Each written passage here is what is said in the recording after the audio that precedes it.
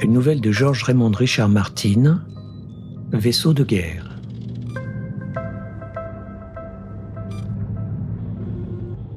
Il est invulnérable. Réaction de la Terre à la menace que Sarissa fait peser sur son hégémonie. Il est équipé de 14 canons laser, de canons solaires doubles, et ses cales regorgent de missiles conventionnels. Capable de se réparer lui-même, informatisé dans des proportions telles qu'il en est presque intelligent, il possède des systèmes de rechange en cas de panne des instruments. Il est en mesure de pallier les négligences de l'équipage. Il dispose de 2 moteurs spatiaux de type Sever. C'est l'Alecto.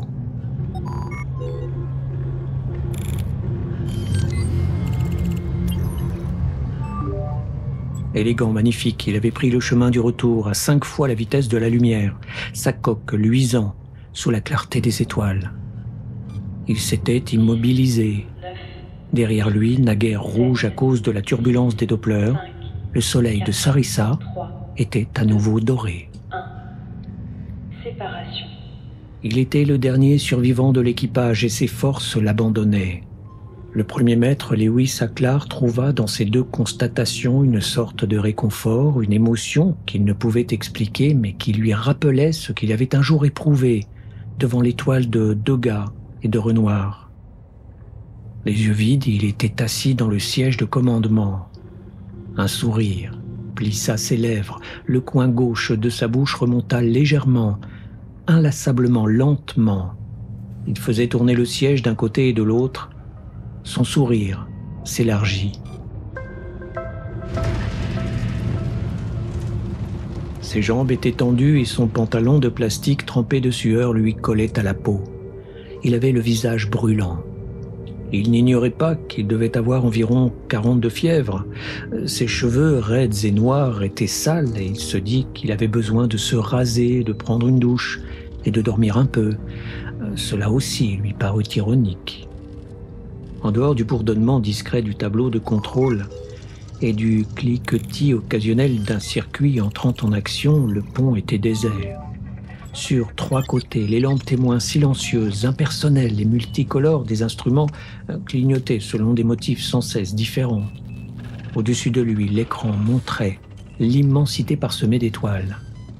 Étendue, glacée, peuplée de solitude, il savait que Sol était l'étoile jaune située dans le coin inférieur droit de l'écran.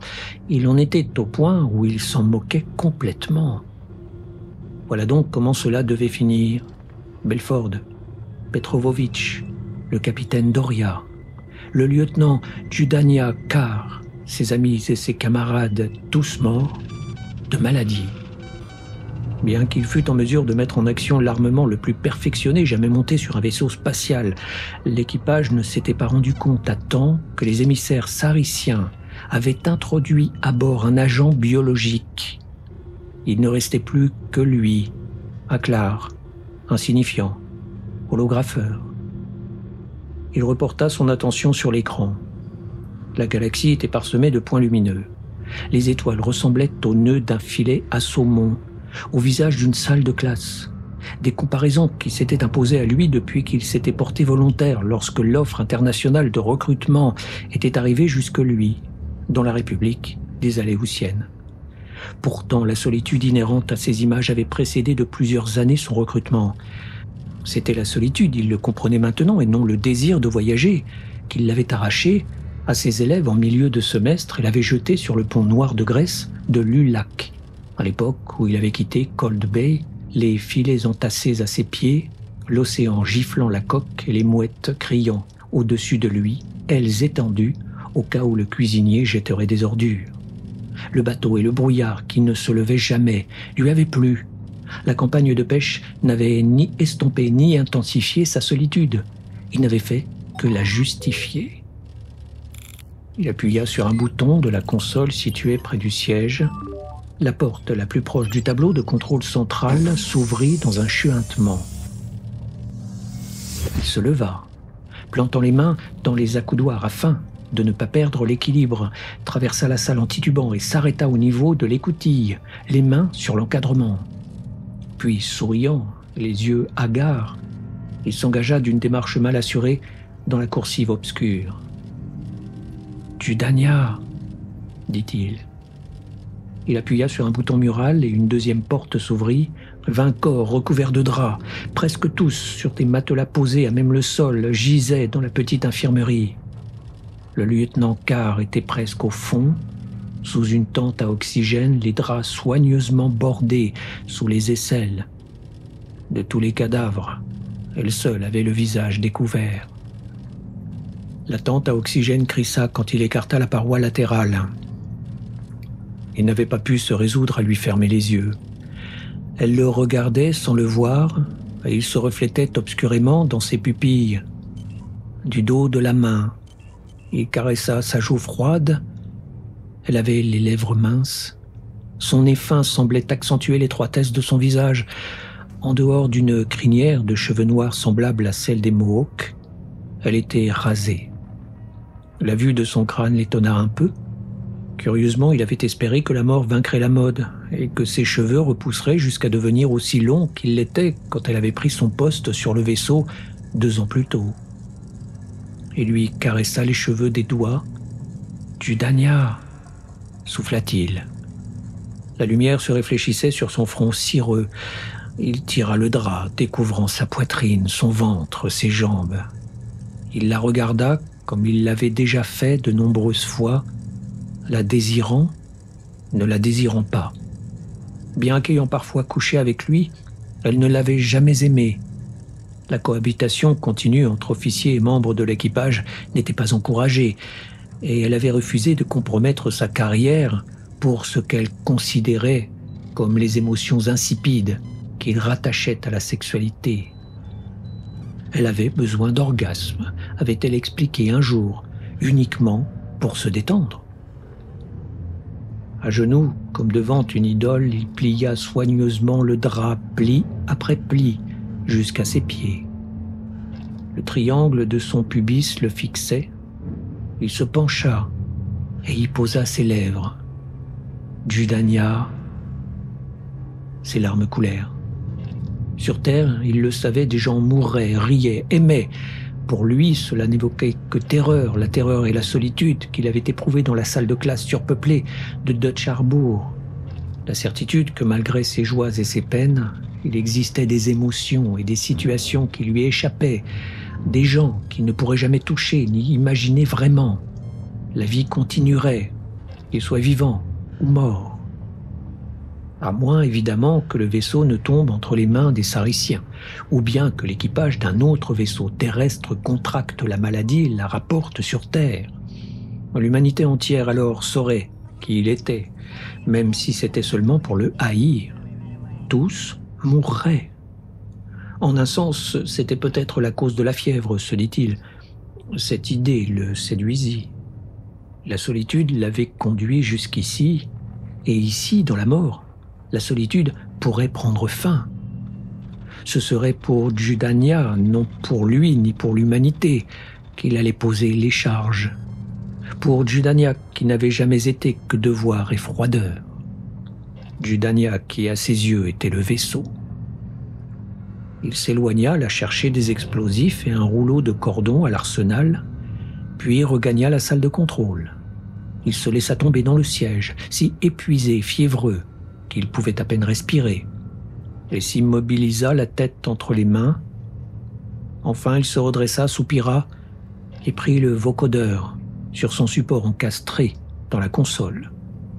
En dehors de quelques remarques sans importance enregistrées en début de journée, il y avait plusieurs semaines que le journal de bord n'était plus tenu à jour.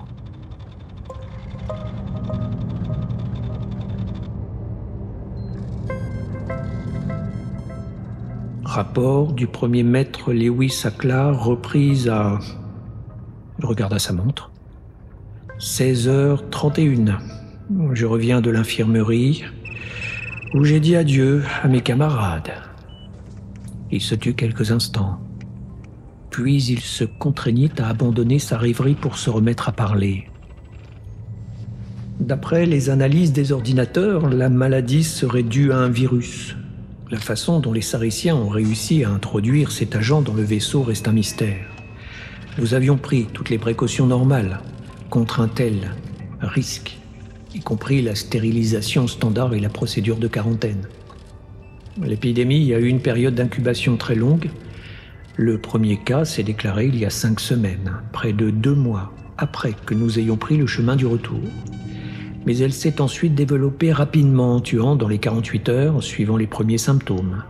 Fièvre, rougeur autour des yeux. Les membres de la délégation de réception, dont faisait partie le capitaine Doria, ont été les premiers à mourir. Les analyseurs médicaux ne sont parvenus ni à isoler la cause de la maladie, ni à mettre au point un traitement ou une prévention visible. Les 2 médecins du bord sont morts au début. Progressivement, toute tentative visant à combattre l'épidémie a cessé. Il s'interrompit brusquement et se frotta l'œil gauche. La douleur s'intensifiait. Il tendit le bras vers le tableau de contrôle et l'éclairage bleuté s'éteignit. 7. Saleté d'épidémie. Semble invincible. Après la mort de la moitié d'entre nous, le lieutenant Carr, ayant assumé les fonctions de capitaine, a pris des mesures extrêmes dans l'espoir de sauver le reste de l'équipage. Elle a rétroversé les moteurs pour immobiliser le vaisseau et a fait évacuer les cadavres. Les survivants se sont retranchés de salle en salle en ouvrant les sas extérieurs dans l'espoir que le vide viendrait à bout du virus. Enfin, le lieutenant Carr est allé jusqu'à évacuer ceux qui présentaient des symptômes. Il y a eu une mutinerie.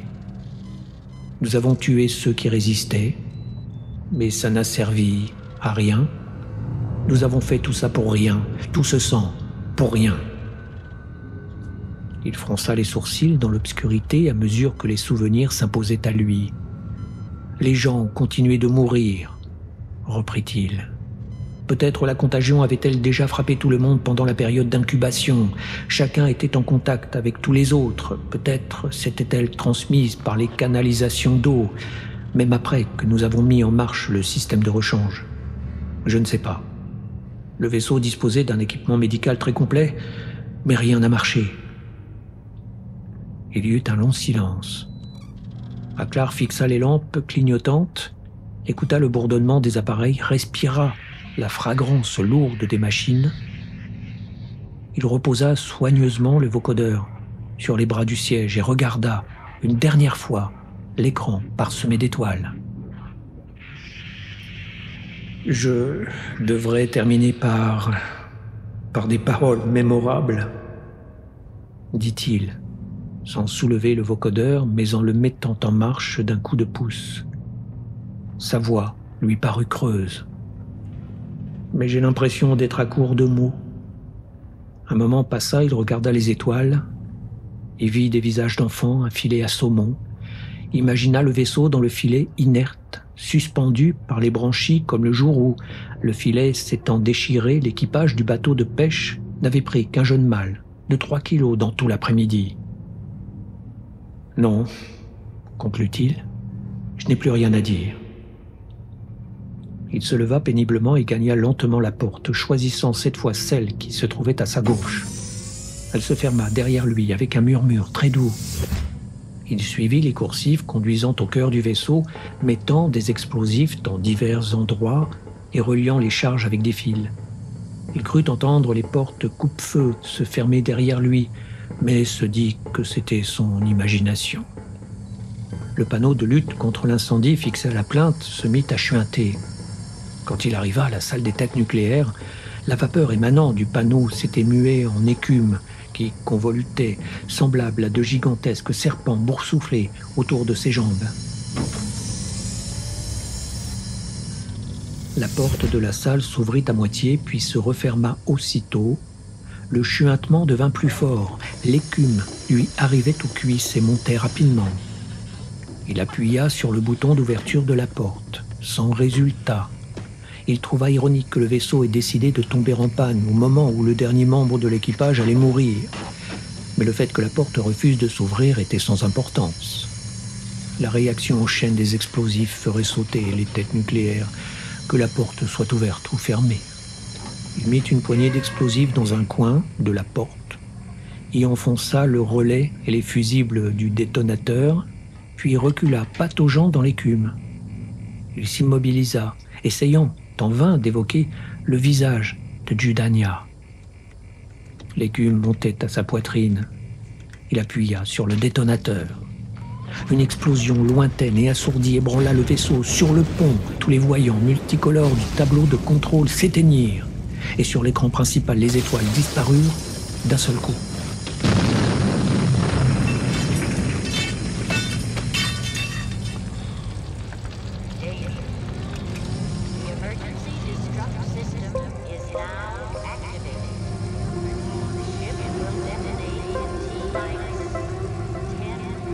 Finalement, il s'est débarrassé du dernier des humains, de cette vermine malade, et il s'est arrangé pour ne pas devenir une carcasse démantelée.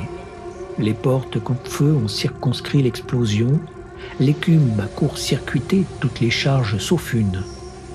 Son intelligence s'écoule en lui et vérifie, revérifie, les relais clignotent, les circuits bourdonnent, les signaux indiquent une perforation dans la sous-section 37C.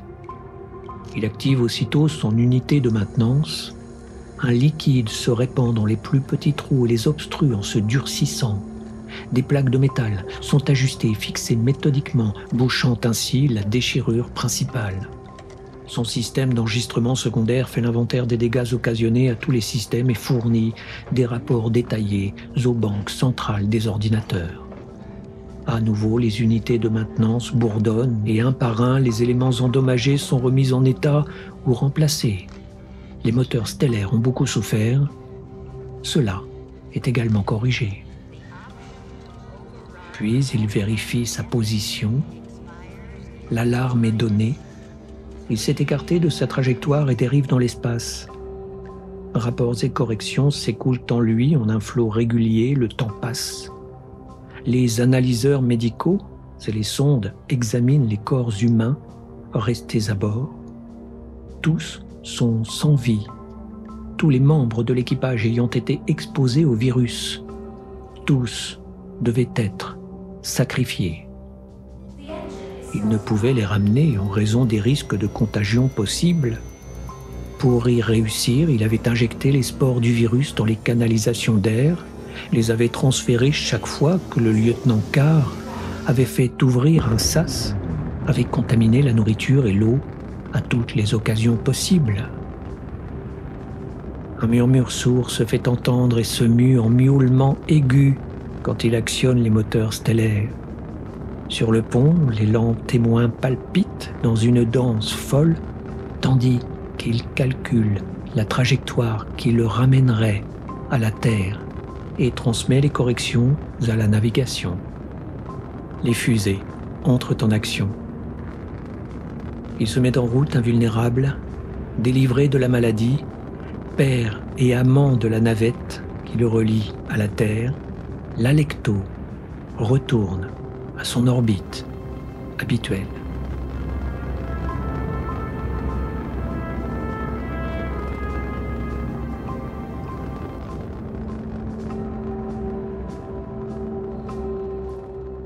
Vaisseau de guerre est une nouvelle de George Raymond Richard Martin, extrait du recueil Au fil du temps, publié aux éditions Actu SF. Narration, réalisation sonore et musique, Eric Hansen.